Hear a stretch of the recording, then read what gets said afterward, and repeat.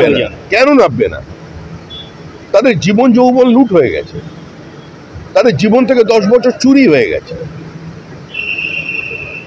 শুধুমাত্র প্রাতিষ্ঠানিক লুট এবং কিছু ক্রেতা বিক্রেতাকে বাঁচিয়ে রাখবার জন্য, তাদের সামনে থেকে পর্দাটা না তোলার জন্য, এই দুর্নীতিকে আড়াল করার জন্য মানুষের দেহ করের টাকা নিয়ে রাজ্য সরকার মুড়ি মিচিড়ি এক করে দিয়েছে। করা হয়েছে পুরো ঘটনাটা নিয়ে কি বলবেন? দেখুন, এখনো পর্যন্ত এই নিয়ে আমাদের কাছে কোনো সম্পূর্ণ ইনফরমেশন নেই। সমস্ত ঘটনার ক্ষেত্রেই ধর্ষণ বলে ঝাঁপিয়ে পড়া ঠিক নয়। তবে যেটা ঘটেছে সেটা দুর্ভাগ্যজনক।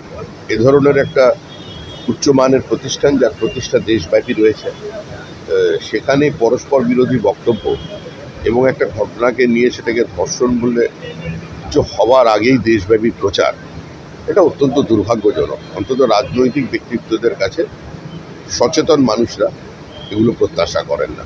দেশজুড়ে ভোটার তালিকায় সমীক্ষার তোড়জোড়। নির্বাচন কমিশনের আগস্ট মাস থেকে বিশেষ সমীক্ষার কাজ শুরুর ভাবনা। খবর কমিশন সূত্রের, বিভিন্ন রাজ্যের কমিশন যে কর্মীদের আছে তাদের সক্রিয়। বিহার ইতিমধ্যেই কিন্তু বিশেষ সমীক্ষার কাজ শুরু করে দিয়েছে। দেখুন, পশ্চিমবঙ্গের মানুষ চায় যে রোহিঙ্গা মুক্ত, বাংলাদেশি অনুপ্রবেশ মুক্ত, ত্রুটি মুক্ত ভোটার লিস্ট, এবং এর জন্য আমরাও দীর্ঘদিন ধরে কাজ করছি। আমরা এর মধ্যে 13 লক্ষ ভোটারের নাম নির্বাচন কমিশনে জমা দিয়েছি, যেগুলো ভুয়ো ভোটার। এটা নির্বাচন কমিশনের কাছে একটা চ্যালেঞ্জ, কারণ পশ্চিমবঙ্গটা বা এই ভারতবর্ষটা ধর্মশালা নয় যে যখন আসবে ঢুকে পড়বে। আর ভোট ব্যাংকের স্বার্থে দেশের আভ্যন্তরীণ নিরাপত্তা কম্প্রোমাইজ হয়ে যাবে, এটা কেউ চায় না। আর সে কারণেই অবিজেপি শাসিত রাজ্য তামিলনাড়ু বারবার বাঙালি মাইগ্রেন্ট লেবারদের আইডেন্টিটি চেক করছে। রাজ্যে মুখ্যমন্ত্রী যে পদযাত্রা করছেন শুনছি 16 তারিখে, সেটা কার্যত একটা আত্মঘাতী অবস্থা। এটা সারা ভারতবর্ষে যে বাঙালি ওয়ার্কার্স আছে, সে মুসলমানই হোক আর হিন্দুই হোক, যে ছাত্রছাত্রীরা এখানে কোনো কিছু সুযোগ করতে না পেরে ওখানে গিয়ে নিজেদের জীবন প্রতিষ্ঠা করছেন বিভিন্ন বেসরকারি প্রতিষ্ঠানে। তো এ ধরনের উগ্র বাঙালিয়ানা, এ ধরনের প্রাদেশিকতা, এ ধরনের হিন্দিভাষী বিদ্বেষ, গুজরাটি বিদ্বেষ কার্যত তাদের ভবিষ্যৎকেই অনিশ্চয়তার মুখে ঠেলে দেবে। মহেশতলার মাদ্রাসায় ছাত্রীর একাধিকবার শ্লীলতাহানির অভিযোগ, গণপিটুনি খেলেন অভিযুক্ত শিক্ষক। কি বলবেন এই মাদ্রাসায়?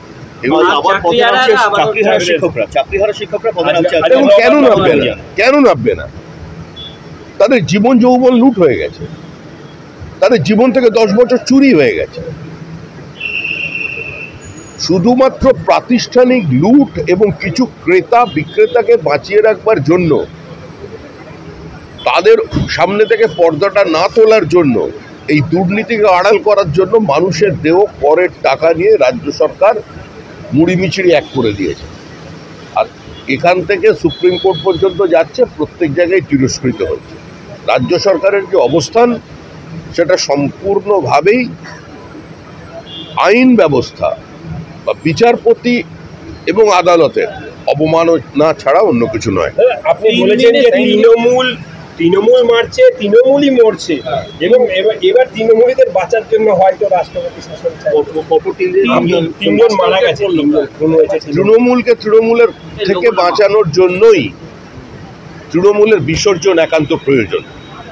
বিজেপি অবস্থানগতভাবে 356 ধারা প্রয়োগ করে কোনো নির্বাচিত সরকারকে ফেলে দেবার পক্ষে নয়, কিন্তু একই সঙ্গে গলি থেকে রাজপথ,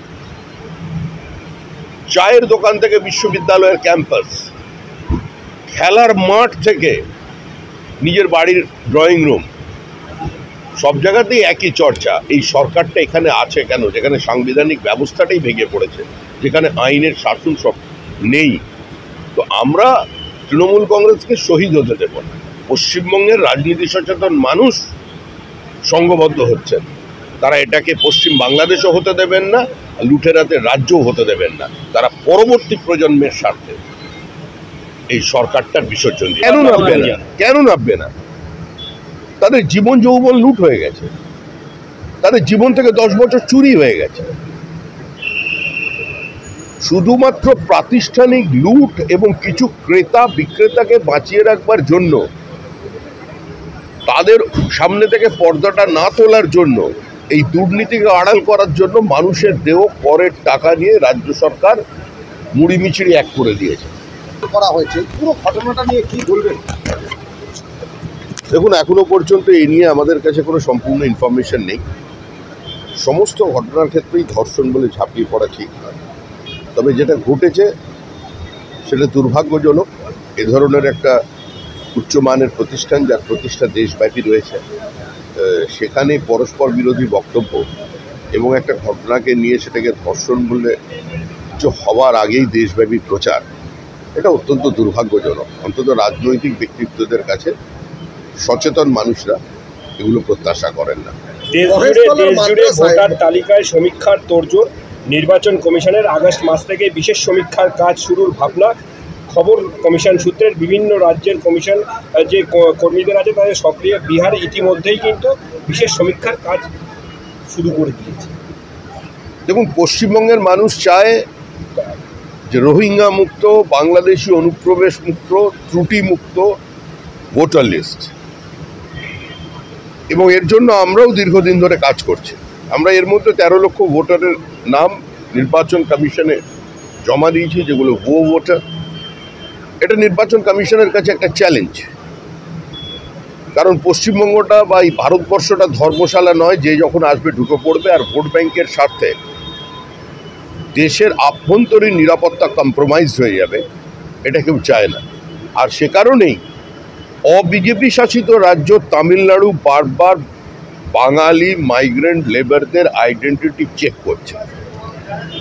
রাজ্যে মুখ্যমন্ত্রী যে পদযাত্রা করছেন শুনছি 16 তারিখে, সেটা কার্যত একটা আত্মঘাতী অবস্থা। এটা সারা ভারতবর্ষে যে বাঙালি ওয়ার্কার্স আছে, সে মুসলমানই হোক আর হিন্দুই হোক, যে ছাত্রছাত্রীরা এখানে কোনো কিছু সুযোগ করতে না পেরে ওখানে গিয়ে নিজেদের জীবন প্রতিষ্ঠা করছেন বিভিন্ন বেসরকারি প্রতিষ্ঠানে।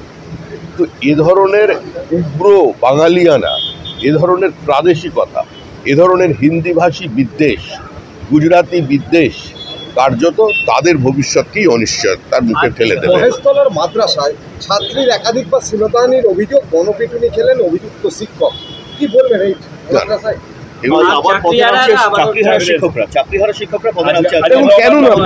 কেন নামবে না? তাদের জীবন যৌবন লুট হয়ে গেছে, তাদের জীবন থেকে 10 বছর চুরি হয়ে গেছে। শুধুমাত্র